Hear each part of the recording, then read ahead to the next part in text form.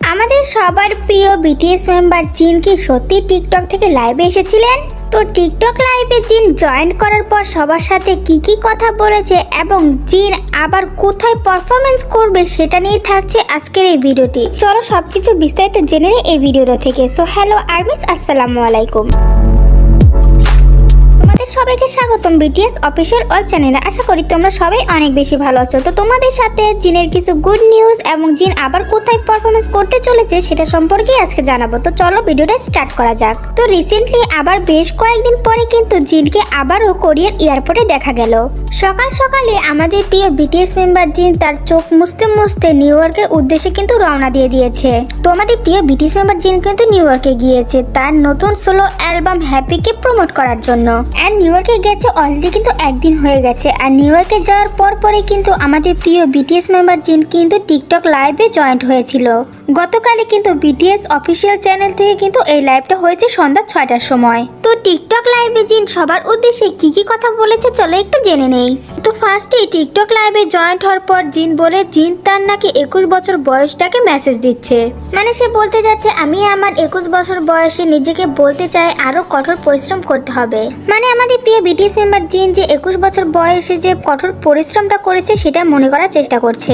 তিনি 21 বছর বয়স থেকে সঙ্গীত তরা স্টার্ট করে দিয়েছে। আমি আরো কিছু বলতে চাই, তুমি যদি সত্যি কঠোর পরিশ্রম করে থাকো ভবিষ্যতে আশ্চর্যজনক ফলাফল তোমার জন্য অপেক্ষা করছে। আমি চাই আমার এই 21 বছরের কঠোর পরিশ্রমের কথা সকলকে জানাতে। আসলে কঠোর পরিশ্রম না করলে জীবনের লক্ষ্যে কখনোই কিন্তু পৌঁছানো যায় না। জিন এই কথাটাই বলার চেষ্টা করেছে। আমাদের প্রিয় বিটিএস মেম্বার জিন আরো বলেছেন যে পরিশ্রমী হচ্ছে সফলতার চাবিকাঠি। আমি যদি আমার 21 বছর বয়সে কঠোর পরিশ্রম না করতাম তাহলে আমি কখনোই এমন সঙ্গীত তৈরি করতে পারতাম না।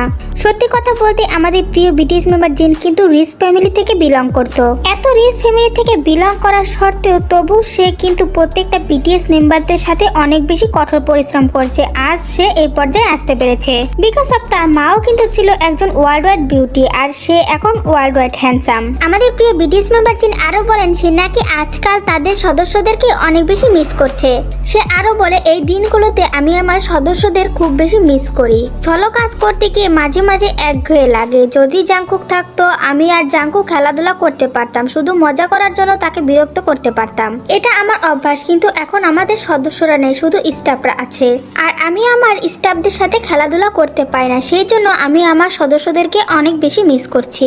মানে ভাবতে পারছো জিন লড়াই করার জন্য তাদের সদস্যদেরকে অনেক বেশি মিস করছে। এই কথাটা শুনে আমার অনেক বেশি হাসি পেয়েছিল, আবার অনেক বেশি কষ্ট লেগেছে।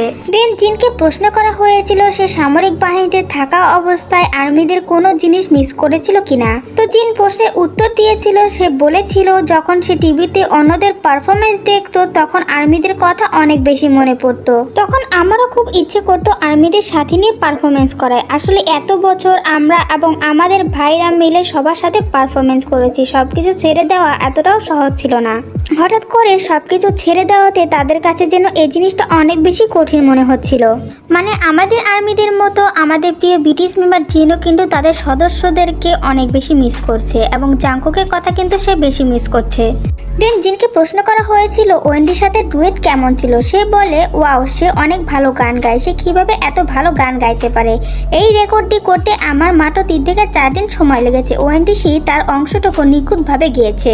এই রেকর্ডটি অনেক ভালো ছিল, অনেক গুণমান ছিল। আমি জিজ্ঞেস করলাম এত ভালো গান কিভাবে গাইতে পারে। সে বলল এখানে আমাকে যেমন শোনাচ্ছে তেমন আমার পছন্দ হয়নি, এটা আমি আবারও রেকর্ড করতে চাই।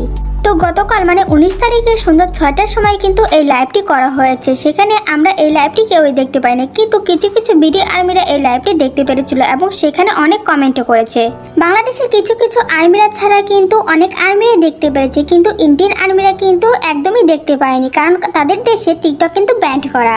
আমি বুঝি না বাংলাদেশে কেন যে টিকটক লাইভ ইভেন্ট দেখার সুযোগ নেই, সেটাই তো বুঝতে পারছি না। আমরা আর্মিরা কিন্তু এই সুযোগ কখনোই পাবো না। আসলে বাংলাদেশে কিন্তু টিকটক লাইভটা দেখা যায় না, কিন্তু অন্যান্য ইন্টারন্যাশনাল আর্মিরা কিন্তু টিকটক লাইভের জিনেরটা কিন্তু ঠিকই দেখতে পেরেছে।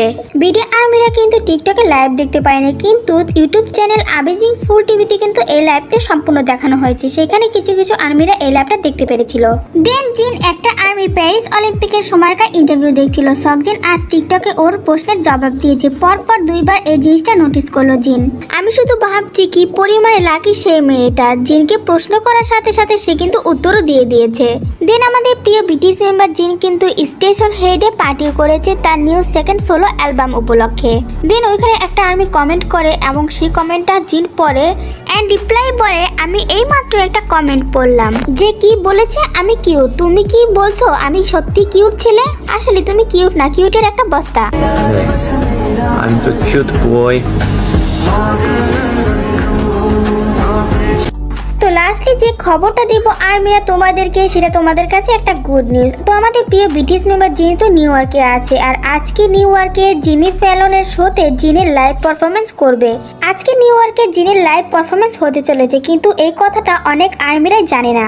তো আজকে আমার এই ভিডিওটি দেখে তোমরা সকল আর্মিকে জানিয়ে দেওয়া যে জিনের আবারও নতুন লাইভ কনসার্ট পারফরমেন্স হতে চলেছে, সেটাও আবার নিউ ইয়র্কের জিমি ফ্যালনের অফিসিয়াল অফিসে। তো জিনের লাইভ পারফরমেন্স কনসার্ট দেখার জন্য সব আর্মিরা রেডি হয়ে যাও। তো আজকের ভিডিওটা এই পর্যন্ত। ভিডিওটি কেমন হয়েছে অবশ্যই কিন্তু কমেন্ট করে জানাতে ভুলবে না। বিটিএস মেম্বারদের সম্পর্কে অল আপডেট পেতে আমার চ্যানেলটি সাবস্ক্রাইব করে রাখো। সেই পর্যন্ত ভালো থেকো, সুস্থ থেকো, আল্লাহ হাফেজ।